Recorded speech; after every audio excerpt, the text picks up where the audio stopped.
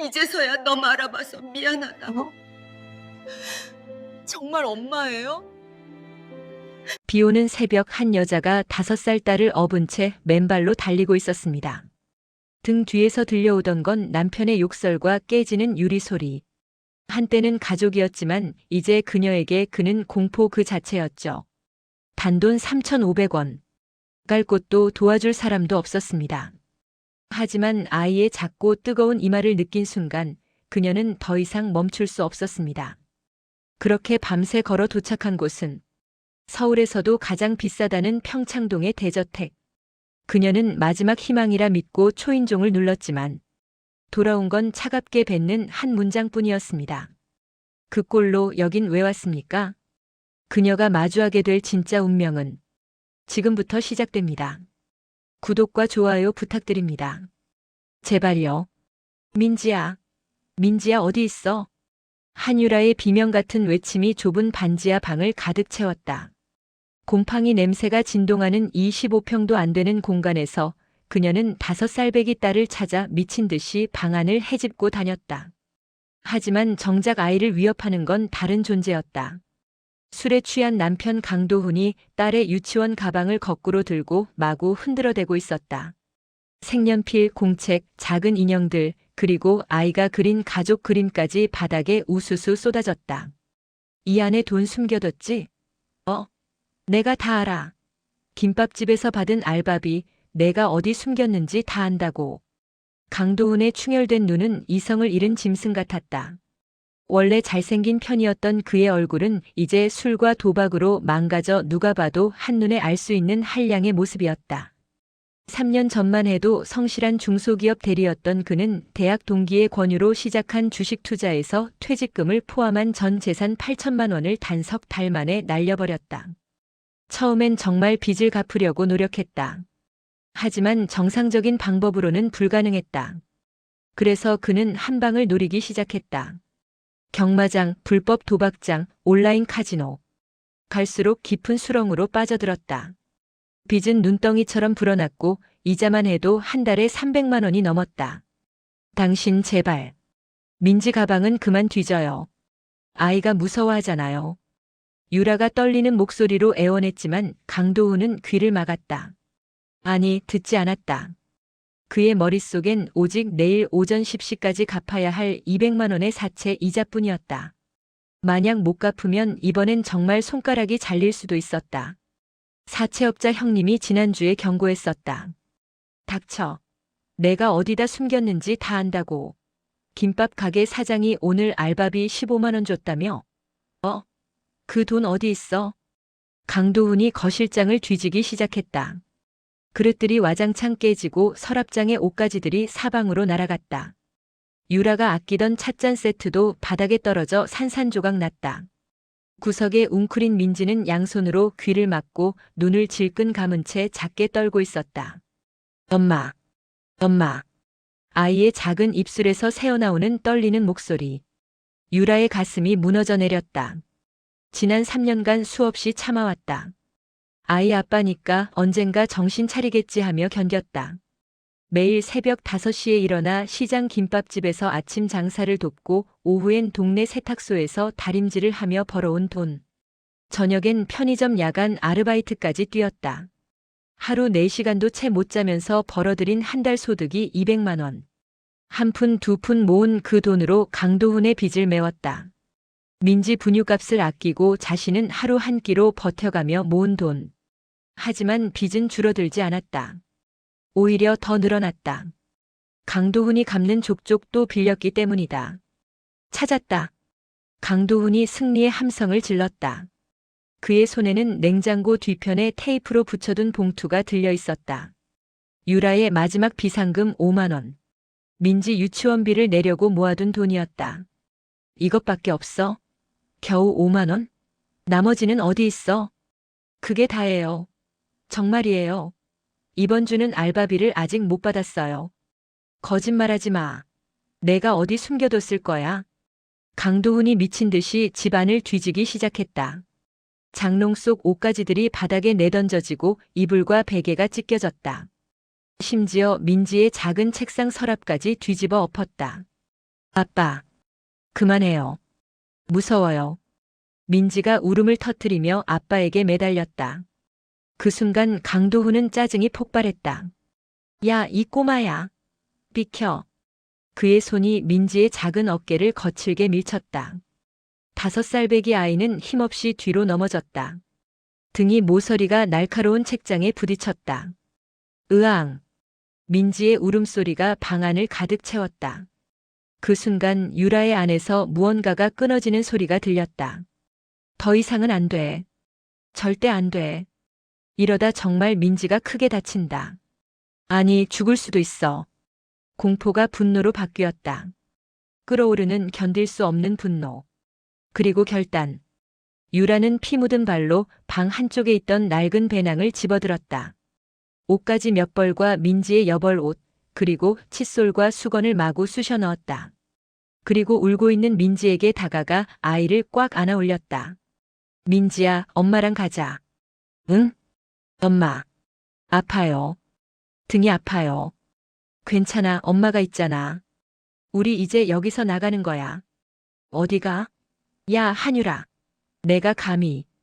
강도훈이 팔을 뻗었지만 유라는 그의 손을 뿌리쳤다. 그녀의 눈빛에는 지난 3년간 볼 수 없었던 강렬한 의지가 타오르고 있었다. 다시는 당신 얼굴 보기 싫어요. 이혼해요, 이혼. 뭐? 2년이 지금. 유라는 더 이상 듣지 않았다. 현관문을 박차고 나가며 뒤도 돌아보지 않았다. 계단을 뛰어내려가며 민지를 등에 업었다. 아이의 작은 심장이 두근두근 뛰는 게 느껴졌다. 민지야, 무서워? 응. 근데 엄마랑 같이 있으면 안 무서워. 그 말에 유라의 눈시울이 뜨거워졌다. 밖은 폭우였다. 장마 끝자락에 장대비가 마치 하늘이 뚫린 것처럼 쏟아져 내렸다. 우산도 없이 뛰쳐나온 유라는 곧 온몸이 흠뻑 젖었다. 차가운 빗물이 얼굴을 타고 흘렀다. 아니, 빗물인지 눈물인지 구분이 가지 않았다. 발 뒤꿈치의 상처에서는 계속 피가 흘렀지만 그녀는 멈추지 않았다. 엄마, 추워요. 등에서 민지의 떨리는 목소리가 들렸다. 유라는 아이를 더 꽉 안았다. 자신의 체온이라도 전해주려고. 어디로 가지? 막막했다. 친구들한텐 이미 몇 번이나 신세를 졌다. 미안, 유라야. 우리 집도 형편이 어려워서. 라는 말을 들은 지 얼마 되지 않았다. 고시원은 최소 보증금 50만 원이 필요했다.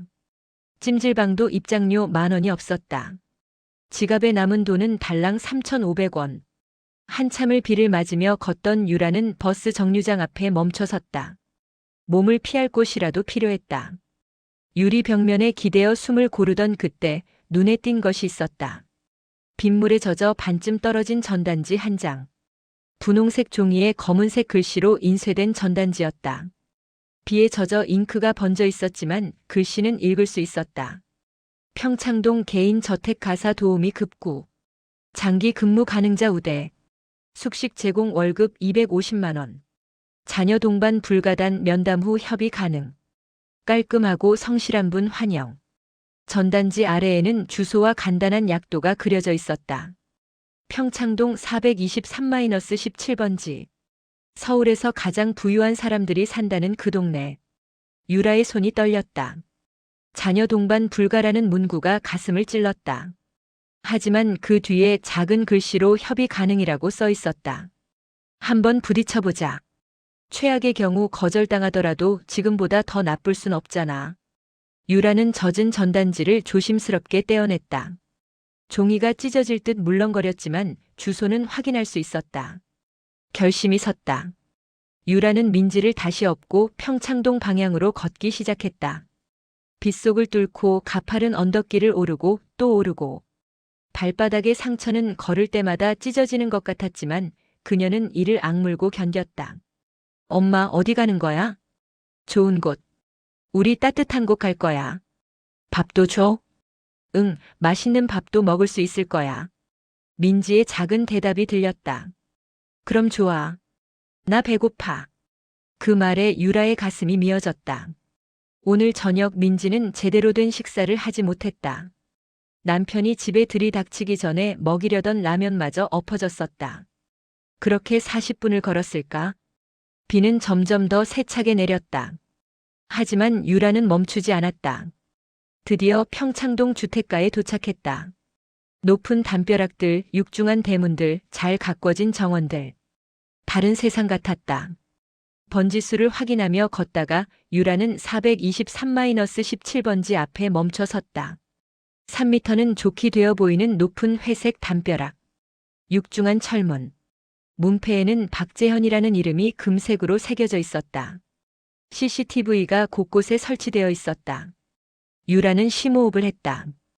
그리고 떨리는 손으로 인터폰 버튼을 눌렀다. 딩동 마이너스.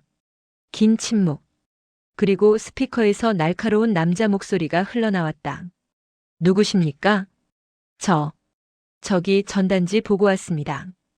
가사 도우미 구한다고 하셔서. 다시 침묵. CCTV로 유라의 모습을 확인하는 듯 했다.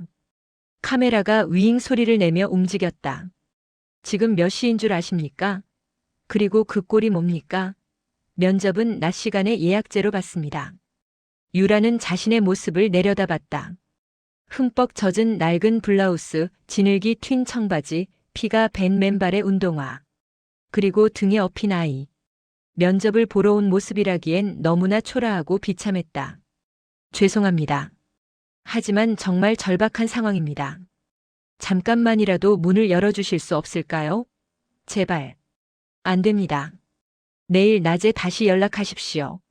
제발이요. 아이가 지금 너무 춥고 배가 고파서 쓰러질 것 같아요. 비라도 좀 피하게 해주세요. 유라의 목소리가 울먹였다. 등에서 민지가 작게 기침을 했다. 콜록콜록. 아이의 몸이 점점 뜨거워지는 게 느껴졌다. 하지만 인터폰은 무정하게 끊어졌다. 절망감이 밀려왔다. 유라는 철문에 기대어 주저앉고 싶었다. 하지만 민지를 위해 그럴 수 없었다. 엄마. 목 아파. 민지의 약해진 목소리. 감기 기운이 있는 게 분명했다. 유라는 다시 한번 인터폰을 눌렀다. 그리고 또 눌렀다. 3번, 4번. 마침내 철문 옆 작은 쪽문이 삐걱 열리며 한 남자가 모습을 드러냈다. 50대 후반으로 보이는 남자. 키 175cm 정도의 단정한 체격에 값비싼 정장을 입고 있었다. 회색 머리는 한 올도 흐트러짐 없이 뒤로 넘겨져 있었고 눈빛은 차갑고 날카로웠다. 오석진 집사. 이 집에서 32년을 일해온 베테랑이었다. 이런 시간에 거지 같은 꼴로 어디를 들어오려고 그러십니까? 여긴 아무나 오는 곳이 아닙니다. 얼음장 같은 말투. 하지만 유라는 포기할 수 없었다. 죄송합니다. 하지만 일자리가 정말 절실합니다. 숙식만 제공해 주신다면 얼마든지 열심히 일하겠습니다. 청소, 요리, 빨래, 뭐든지 하겠습니다. 우리 집은 아이 동반 불가입니다. 그리고 채용은 이미 마감됐습니다. 전단지를 회수하지 못한 것뿐입니다. 하지만 전단지에 협의 가능이라고. 협의 불가능합니다. 돌아가십시오. 오 집사가 문을 닫으려는 순간 2층 테라스의 불이 환하게 켜졌다. 그리고 우아한 실루엣이 유리문 너머로 모습을 드러냈다. 장미란 여사였다. 60대 초반의 여인. 실버 그레이로 염색한 단발머리, 고급스러운 실크 가운, 그리고 깊은 슬픔이 새겨진 아름다운 얼굴. 한때 유명 여배우 지망생이었던 그녀는 재벌가와 결혼하면서 연기를 포기했지만 여전히 우아한 기품을 잃지 않고 있었다. 테라스 유리문이 열렸다. 오 집사 무슨 일이요? 이 밤중에 누가 찾아온 거요? 아닙니다, 사모님. 그냥 잘못 찾아온 사람일 뿐입니다. 곧 돌려보내겠습니다. 하지만 장 여사는 테라스 난간에 기대어 아래를 내려다보고 있었다. 빗속에 서 있는 젊은 여자. 그녀 등에 업힌 작은 아이. 빗물에 젖어 파랗게 질린 아이의 얼굴. 장 여사의 눈동자가 흔들렸다. 심장이 철렁 내려앉는 느낌. 데자비. 28년 전 자신의 딸 지은이도 저렇게 작았다. 저렇게 연약했다. 그리고 어느 날 갑자기 사라졌다. 올려보내요. 사모님? 저 아이가 너무 춥겠어요. 비라도 피하게 해주세요. 올려보내라니까요. 장 여사의 목소리에 평소와 다른 떨림이 있었다. 오 집사는 미간을 찌푸렸다. 왜 사모님이 갑자기 저런 결정을 내리는지 이해할 수 없었다. 하지만 주인의 명령을 거역할 수는 없었다. 들어오십시오. 철문이 천천히 열렸다. 끼잉 마이너스 하는 소리와 함께 유라는 믿을 수 없다는 표정으로 문 안쪽을 바라봤다. 담벼락 안쪽은 완전히 다른 세상이었다. 잘 가꿔진 정원에는 가로등이 켜져 있었고 빗물에 젖은 잔디가 반짝였다. 넓은 주차장에는 벤츠, BMW, 그리고 이름도 모를 고급 외제차들이 세워져 있었다. 그리고 그 뒤로 우람한 2층 저택이 위용을 드러냈다. 빨리 안 들어오고 뭐합니까?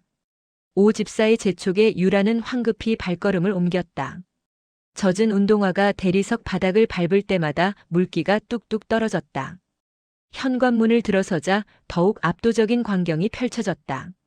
하얀 대리석 바닥, 천장에 매달린 크리스털 샹들리에, 벽면을 가득 채운 유화들. 한쪽에는 피아노가 놓여 있었고 다른 쪽에는 골동품 화병들이 진열되어 있었다. 계단을 통해 내려온 장 여사가 유라를 찬찬히 살폈다.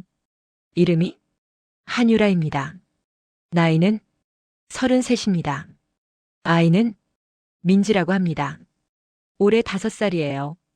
장 여사의 시선이 민지에게 고정됐다. 젖은 머리카락이 얼굴에 찰싹 달라붙어 있는 아이. 창백한 얼굴. 파르르 떨리는 작은 몸. 그리고 엄마 등에 꼭 매달린 작은 손. 장 여사는 28년 전을 떠올렸다. 1997년 6월 15일. 딸 지은이의 5번째 생일날. 백화점에서 장난감을 사주고 돌아오는 길 잠깐 한눈을 판 사이 아이가 사라졌다. CCTV를 뒤지고 경찰에 신고하고 방송에도 나가봤지만 소용없었다. 지은이는 영원히 돌아오지 않았다. 배고파요. 민지가 작게 중얼거렸다. 그 순간 장 여사의 심장이 철렁 내려앉았다. 지은이도 배가 고플 때 똑같이 말했었다. 엄마 배고파요. 라고. 크게 말하지 않고 작게 부끄러운 듯이. 오 집사. 예 사모님. 뒤쪽 손님방을 치워주세요. 오늘 하룻밤 재워드리도록 하겠습니다. 하지만 사모님 이 여자가 누군지도 모르는데 내일 아침에 내보낼 겁니다. 그냥 아이가 불쌍해서 그래요. 저렇게 춥고 배고픈 아이를 그냥 내보낼 순 없잖아요.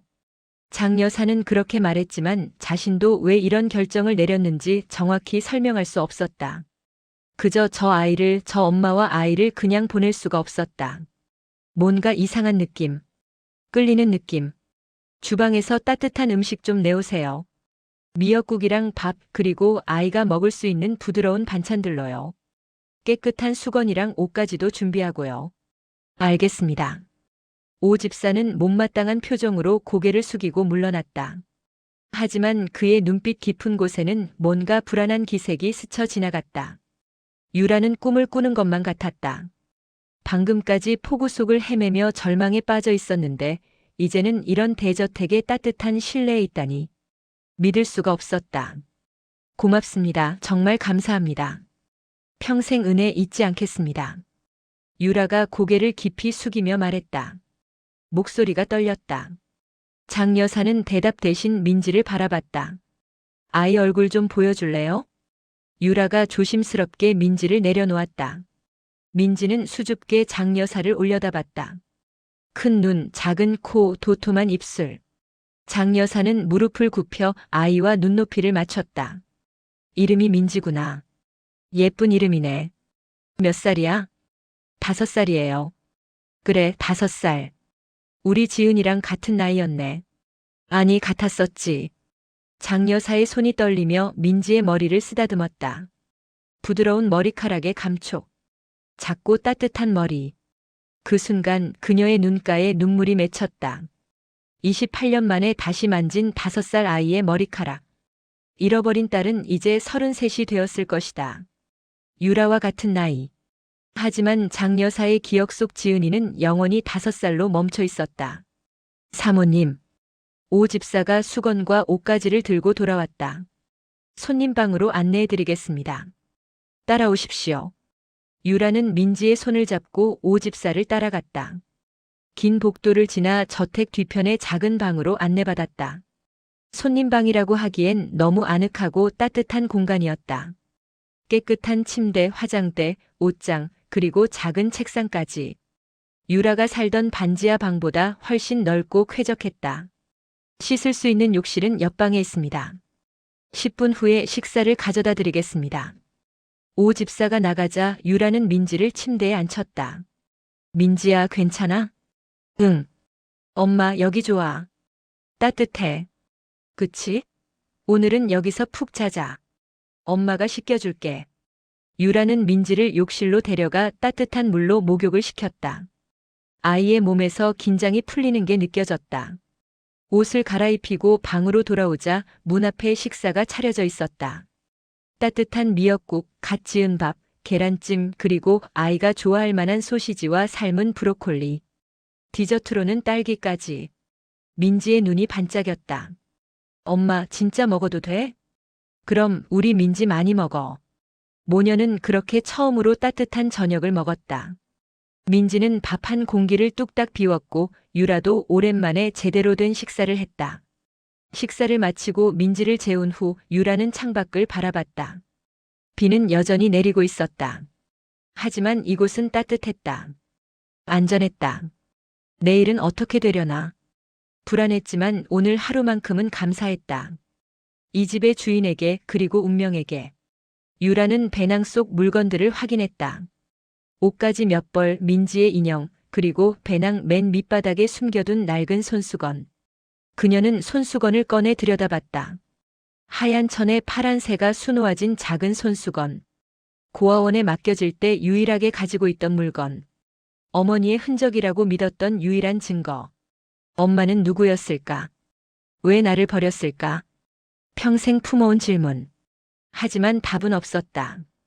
유라는 손수건을 다시 배낭 깊숙이 숨기고 잠자리에 들었다. 다음 날 아침 유라는 창문으로 쏟아지는 햇살에 눈을 떴다. 한참을 멍하니 천장을 바라보다가 어젯밤 일들이 진짜였다는 걸 깨달았다. 깨끗한 이불, 따뜻한 방, 폭신한 베개. 창밖으로는 화창한 하늘이 보였다. 어제의 폭우가 거짓말처럼 개인 날씨였다. 시계를 보니 아침 8시. 민지는 아직 옆에서 곤히 자고 있었다. 평화로운 얼굴. 오랜만에 편안하게 잔 것 같았다. 똑똑 마이너스. 노크 소리가 들렸다. 들어오세요. 문이 열리며 오 집사가 들어왔다. 손에는 깔끔하게 다려진 옷가지가 들려 있었다. 흰색 블라우스와 검은색 치마. 가사 도우미용 유니폼이었다. 사모님께서 오늘 한 가지 일을 시키신답니다. 그걸 마치면 떠나셔도 됩니다. 무슨 일인가요? 생일상을 차려달라고 하십니다. 생일상이요? 오 집사의 표정이 묘하게 어두워졌다. 그는 창밖을 바라보며 천천히 말을 이었다. 오늘은 이 집 막내 따님의 생일입니다. 28년 전 오늘 5살이던 박지은 양이 실종되셨습니다. 그 이후로 사모님은 매년 이날이면 생일상을 차리십니다. 돌아오지 않는 딸을 위해서요. 유라의 가슴이 먹먹해졌다. 28년. 그 긴 세월 동안 돌아오지 않는 딸을 위해 매년 생일상을 차리다니. 그 슬픔이 얼마나 깊을까. 제가 제대로 할 수 있을까요? 저는 요리를 그렇게 잘하는 편이 아닌데. 사모님께서 직접 요리법을 알려주실 겁니다. 10시까지 주방으로 내려오세요. 그리고 이 옷으로 갈아입으시고요. 오 집사가 나간 뒤 유라는 옷을 갈아입었다. 깨끗하고 단정한 옷. 오랜만에 입어보는 새 옷이었다. 민지를 깨워 아침을 먹이고 유라는 십시 정각에 주방으로 향했다. 1층 끝쪽에 위치한 넓은 주방. 최소 20평은 되어 보이는 공간의 대리석 조리대, 최신식 오븐과 인덕션, 대형 냉장고 2대 그리고 각종 주방 기구들이 빼곡히 정리되어 있었다. 마치 호텔 주방 같았다. 주방 한가운데에는 장여사가 서 있었다. 오늘따라 그녀는 더 슬퍼 보였다. 눈가가 붉게 부어 있었고 손에는 낡은 사진 한 장을 들고 있었다. 왔군요. 예, 사모님. 오늘 차릴 상은 특별합니다. 제 딸 지은이가 가장 좋아하던 음식들로 차려야 해요. 똑같이요. 정확하게 똑같이. 장 여사가 조리대 위에 재료들을 하나씩 꺼내놓기 시작했다. 먼저 국수부터 삶아야 합니다. 지은이가 가장 좋아하던 생일 국수예요. 어떤 국수를 쓰나요? 소면을 쓰되 육수가 중요합니다. 절대 멸치 육수를 쓰면 안 돼요. 지은이는 멸치 비린내를 싫어했거든요. 반드시 양지머리를 최소 3시간 이상 푹 고아서 만든 육수를 써야 합니다. 양지 육수요. 알겠습니다. 그리고 고명은 호박만 써야 해요. 애호박을 아주 얇게, 거의 투명하게 썰어서 살짝 볶은 것. 지은이는 다른 고명은 전부 골라내고 호박만 먹었어요. 계란 지단도 싫어하고 김도 싫어하고. 장 여사의 목소리가 떨렸다.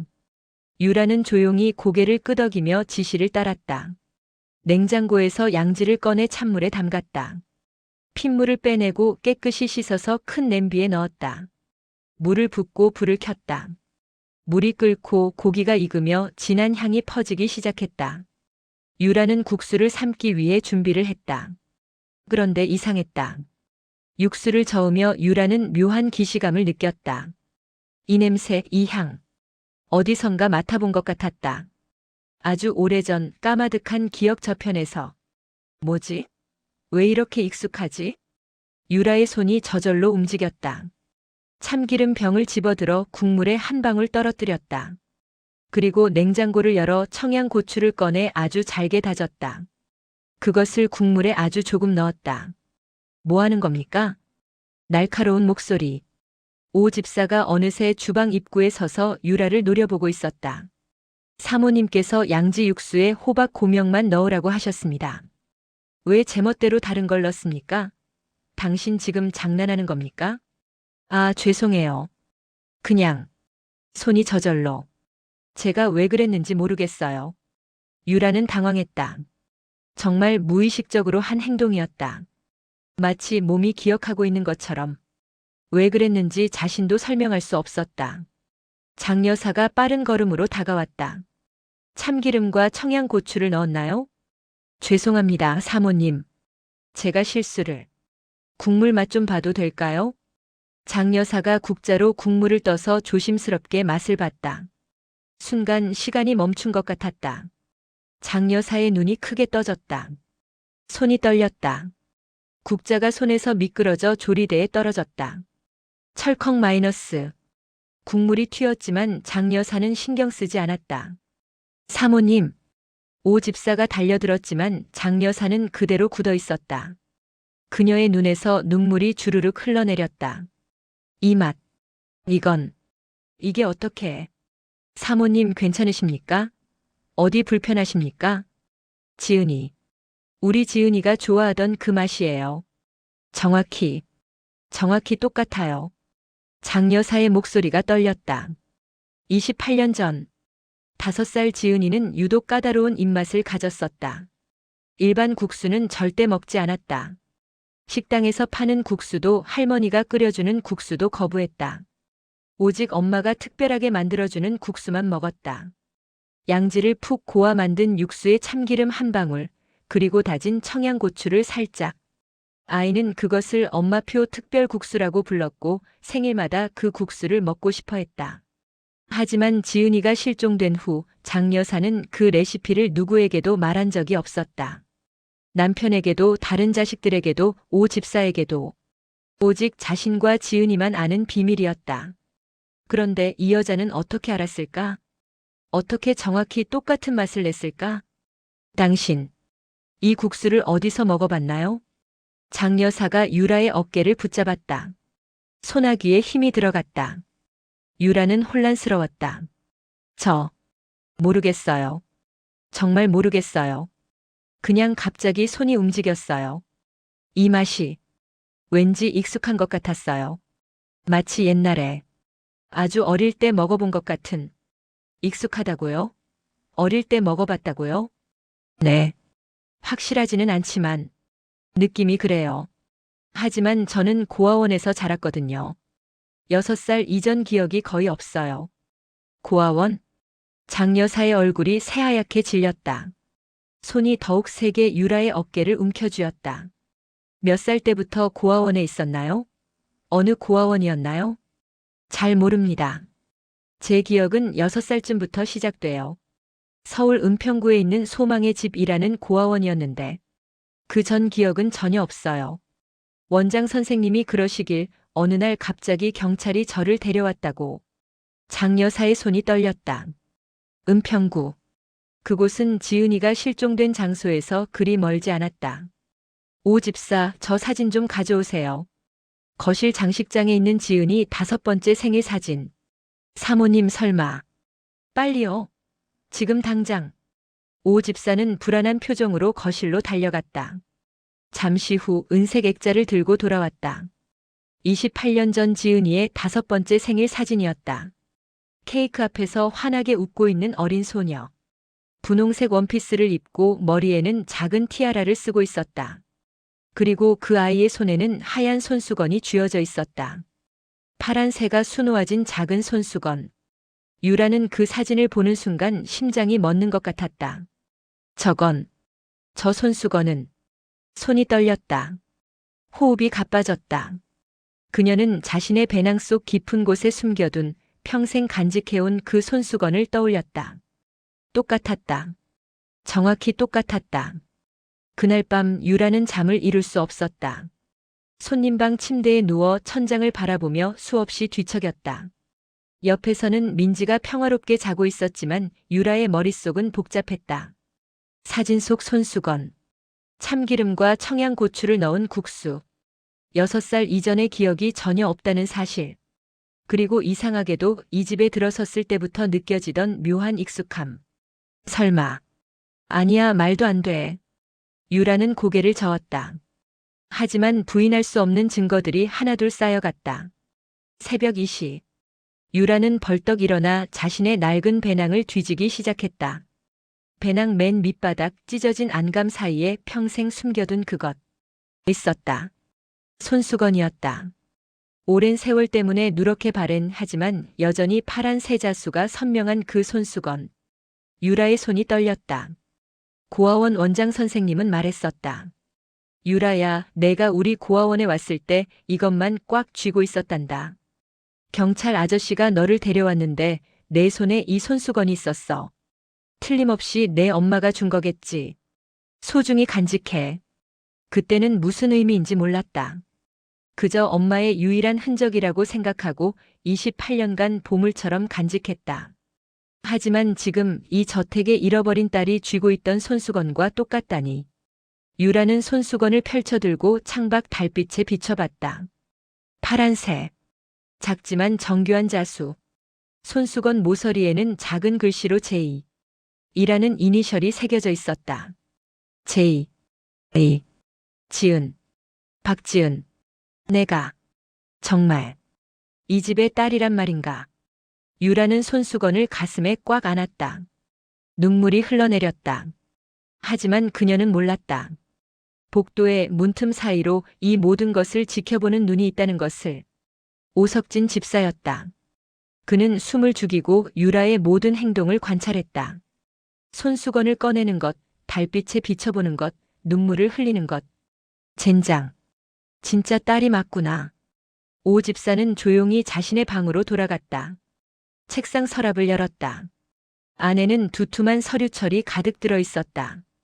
박재현 회장과 장미란 여사의 재산 목록, 부동산 문서들, 주식 포트폴리오, 유언장 초안, 그리고 해외 계좌 정보. 오석진은 이 집에서 32년을 일했다. 처음엔 정말 충실한 집사였다. 하지만 15년 전 회장 부부가 큰 사업 확장을 하면서 그에게 재산 관리 일부를 맡겼다. 그때부터 시작됐다. 처음엔 작은 액수였다. 100만 원, 200만 원. 하지만 들키지 않자 점점 대담해졌다. 장부를 조작하고 허위 거래를 만들고 회사 자금을 빼돌렸다. 지난 10년간 횡령한 금액만 30억 원. 그 돈은 해외 계좌와 가상화폐로 은밀하게 숨겨져 있었다. 그리고 그의 최종 목표는 더 컸다. 회장 부부가 세상을 떠나면 법적으로 멀리 떨어진 친척인 자신이 상속 지분 일부를 받을 수 있었다. 첫째와 둘째는 이미 충분한 재산을 받고 분가했고 막내 지은이는 법적으로 사망 선고를 받았다. 오 집사는 회장 부부가 노년의 사고로 세상을 떠나길 기다리고 있었다. 그러면 최소 100억 원 이상의 재산이 자신에게 올 것이었다. 하지만 이제 모든 계획이 물거품이 될 위기였다. 진짜 딸이 나타났다니. 안 돼. 절대 안 돼. 32년을 기다렸는데. 이대로 끝날 순 없어. 오 집사의 눈빛이 차갑게 가라앉았다. 그는 책상 서랍에서 작은 열쇠를 꺼냈다. 그리고 조용히 방문을 열고 복도로 나갔다. 새벽 3시. 저택은 고요했다. 오 집사는 장 여사의 서재로 향했다. 열쇠로 문을 열고 들어가 벽면 금고를 열었다. 안에는 귀중품들이 보관되어 있었다. 그는 진주 목걸이를 꺼냈다. 회장이 결혼 20주년 기념으로 선물한 것으로 장 여사가 가장 아끼는 예물이었다. 시가 2억 원 상당. 오 집사는 목걸이를 주머니에 넣고 서재를 나왔다. 그리고 유라가 묵고 있는 손님방으로 향했다. 조심스럽게 문을 열었다. 유라와 민지는 깊이 잠들어 있었다. 오 집사는 유라의 배낭을 찾았다. 구석에 놓여 있었다. 배낭을 열고 안을 뒤졌다. 손수건이 있었다. 그는 재빨리 손수건을 꺼내 자신의 주머니에 넣었다. 그리고 대신 진주 목걸이를 배낭 안에 집어넣었다. 옷가지 사이에 깊숙이 숨겼다. 모든 준비가 끝났다.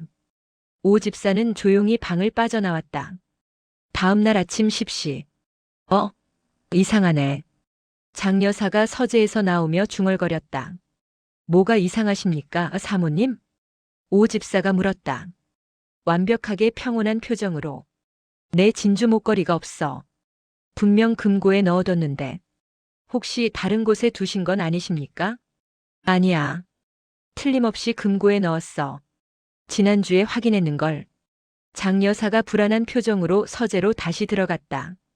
금고를 다시 열어 확인했지만 목걸이는 없었다. 이상하네. 정말 이상해. 오 집사의 눈빛이 날카로워졌다. 그는 신중하게 입을 열었다. 사모님 혹시 새로운 그 여자가 유라 씨 말인가요? 설마요. 그럴 리 없어요. 하지만 확인해 보시는 게 좋겠습니다. 어제 주방에서도 이상한 행동을 하지 않았습니까? 아무것도 모르는 여자가 어떻게 그 정확한 맛을 낼 수 있었겠습니까? 저는 처음부터 수상했습니다.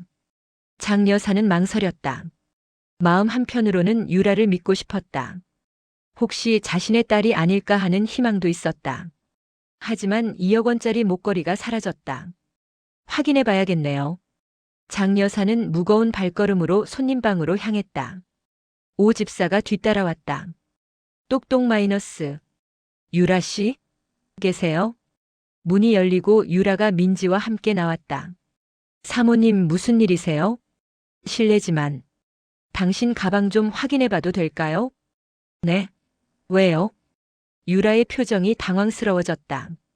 제 목걸이가 없어졌거든요. 아주 중요한 물건인데. 저는 아무것도 안 가져갔어요. 저 그런 사람 아니에요.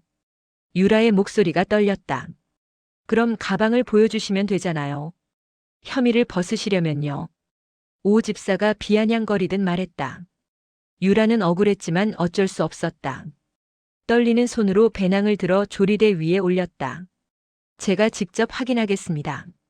오 집사가 배낭을 열었다. 옷가지들을 하나씩 꺼냈다. 그리고 반짝이는 진주 목걸이가 옷 사이에서 모습을 드러냈다. 이게 무슨... 장 여사가 뒤로 비틀거렸다.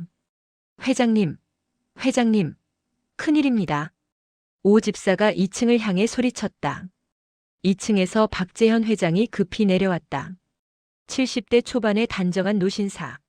한때 건설 회사를 경영했던 그는 은퇴 후에도 여전히 카리스마가 넘쳤다. 도대체 무슨 일이요?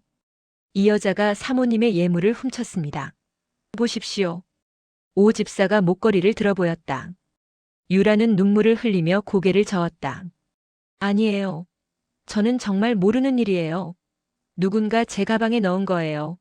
제발 믿어주세요. 증거가 명백하지 않습니까? 당신 가방에서 나왔는데 무슨 변명을. 정말 아니라니까요. 저는. 유라가 무릎을 꿇으며 울부짖었다. 민지도 엄마 옆에서 울기 시작했다. 박 회장의 얼굴이 차갑게 굳었다. 당장 경찰을 부르시오. 안 돼요. 제발. 제발 한 번만 믿어주세요. 유라가 애원했지만 아무도 믿지 않는 것 같았다. 오직 장 여사만이 복잡한 표정으로 유라를 바라보고 있었다. 마음 한편으로는 믿고 싶었지만 증거가 너무 명백했다. 그때였다. 쾅! 현관문이 난폭하게 열렸다. 야, 한유라. 내가 여기 있구나. 술 냄새를 풍기며 들어온 남자. 강도훈이었다. 강도훈은 흥신소에 30만 원을 주고 유라의 위치를 알아냈다. 처음엔 그냥 끌고 가려고 했다. 하지만 평창동 대저택을 보자 다른 생각이 들었다. 와, 완전 부자네. 전현이 여기서 뭐라도 훔쳤을 거야. 합의금이나 뜯어내자.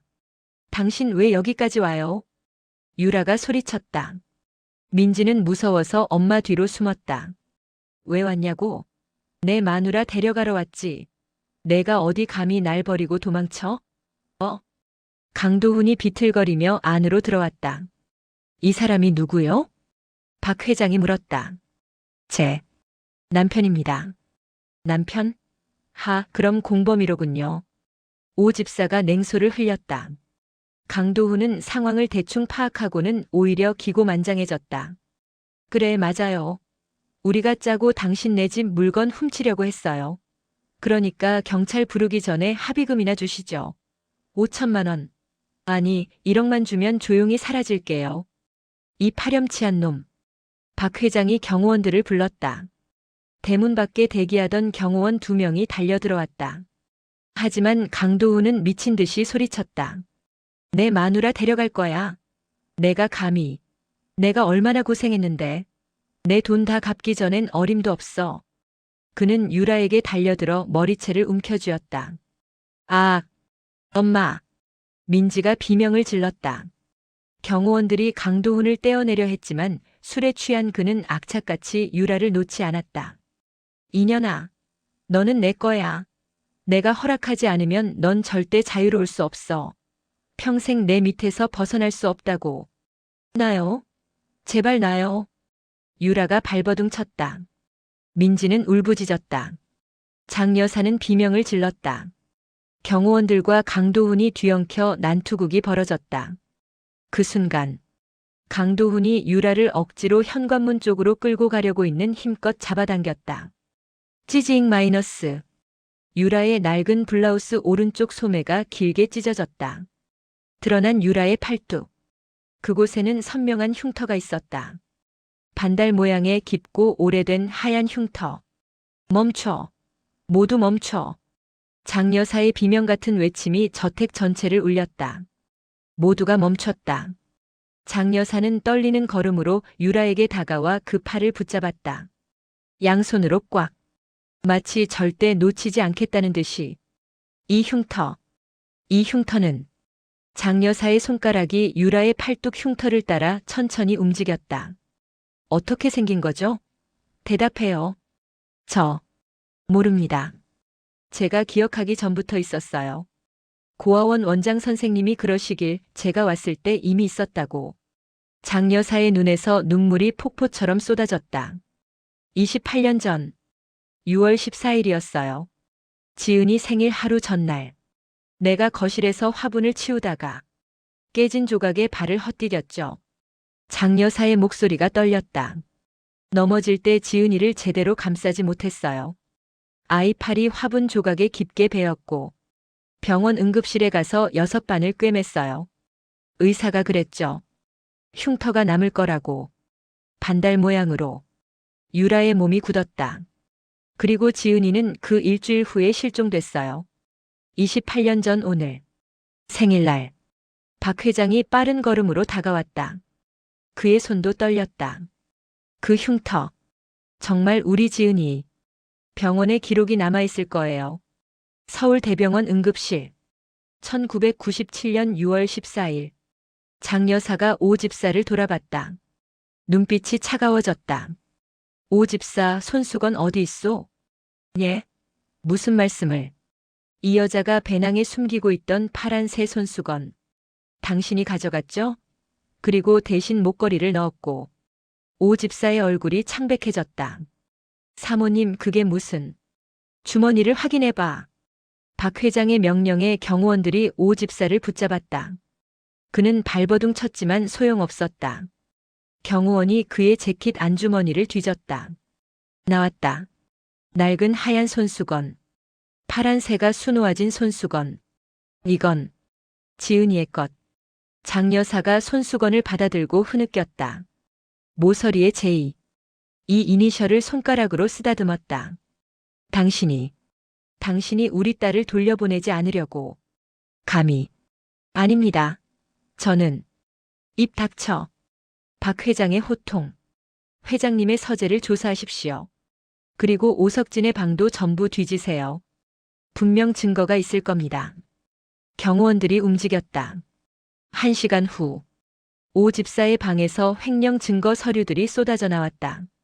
해외 계좌 정보, 장부 조작 기록, 회사 자금 유용 내역. 10년간 횡령한 금액만 32억 원. 박 회장은 즉시 변호사와 경찰을 불렀다. 이자를 고소하겠소. 횡령, 사기, 그리고 무고죄로. 회장님, 제발. 32년을 모셨습니다. 한 번만. 닥쳐. 너 같은 배신자는 용서할 수 없어. 오 집사는 그대로 끌려갔다. 강도훈도 특수폭행 및 아동학대 혐의로 현장에서 체포됐다. 야, 한유라. 나 좀 구해줘. 우리 부부잖아. 당신은 이제 남이에요. 내일 이혼 소송 들어갈 겁니다. 유라의 차가운 목소리. 그날 오후 유전자 검사가 진행됐다. 서울대병원 유전자 검사실. 박 회장, 장 여사 그리고 유라의 혈액 샘플. 48시간 후 결과가 나왔다. 친자 확률 99.99%. 한유라는 박지은이었다. 28년 만에 집으로 돌아온 딸이었다. 1년 후. 평창동 저택의 정원은 봄꽃으로 가득했다. 벚꽃, 목련, 개나리, 튤립. 정원사가 정성껏 가꾼 꽃들이 만발했다. 대리석 테이블 아래에서 가족들이 오후 차를 마시고 있었다. 할아버지, 이 케이크 정말 맛있어요. 민지가 환하게 웃으며 딸기 케이크를 베어 물었다. 이제 6살이 된 민지는 훨씬 밝아졌다. 사립 유치원에 다니며 친구들도 많이 사귀었다. 우리 민지는 뭘 먹어도 맛있다고 하는구나. 할아버지가 더 사줄까? 박 회장은 손녀를 무릎에 앉히고 행복한 미소를 지었다. 아빠, 민지 너무 많이 먹으면 안 돼요. 지은이 웃으며 말했다. 이제 그녀는 한유라가 아니라 박지은으로 살고 있었다. 호적도 정정했고 이름도 되찾았다. 정말 행복하구나, 우리 딸. 장 여사가 지은의 손을 꽉 잡았다. 네, 엄마. 정말 행복해요. 지은은 어머니의 손을 꽉 잡았다. 따뜻했다. 오석진은 횡령과 사기, 무고 혐의로 징역 12년을 선고받았다. 횡령한 재산은 전부 환수됐고 그는 빈털터리로 감옥에 갔다. 강도훈은 특수폭행과 아동학대, 사기 혐의로 징역 5년을 선고받았다. 박 회장이 그의 모든 사채 빚을 사들여 채권자가 됐고 출소 후에도 평생 갚아야 할 빚더미에 올려놨다. 그리고 지은은 새로운 삶을 시작했다. 혜성희망재단. 자신처럼 가정폭력과 빈곤에 시달리는 싱글맘들을 돕는 재단이었다. 아버지의 후원으로 설립된 이 재단은 이미 50명 이상의 여성들에게 주거, 직업훈련 법률 지원을 제공했다. 이사장님, 오늘도 새로운 상담 신청이 8건 들어왔습니다. 비서가 보고했다. 모두 만나겠습니다. 한 분 한 분 정성껏. 지은은 이제 자신의 과거를 부끄러워하지 않았다. 오히려 그 경험이 다른 사람들을 돕는 힘이 되었다. 저녁 무렵 지은은 혼자 정원을 산책했다. 손목에 흉터를 어루만졌다. 한때는 슬픔의 표시였던 그 흉터가 이제는 희망의 증표가 되었다. 이 흉터 덕분에 가족을 찾았고 새로운 삶을 얻었다. 하늘을 올려다봤다. 석양이 아름다웠다. 28년간의 긴 방황 끝에 찾은 집, 그리고 새롭게 시작된 살. 지은은 조용히 미소 지으며 중얼거렸다. 이제야 집에 왔어.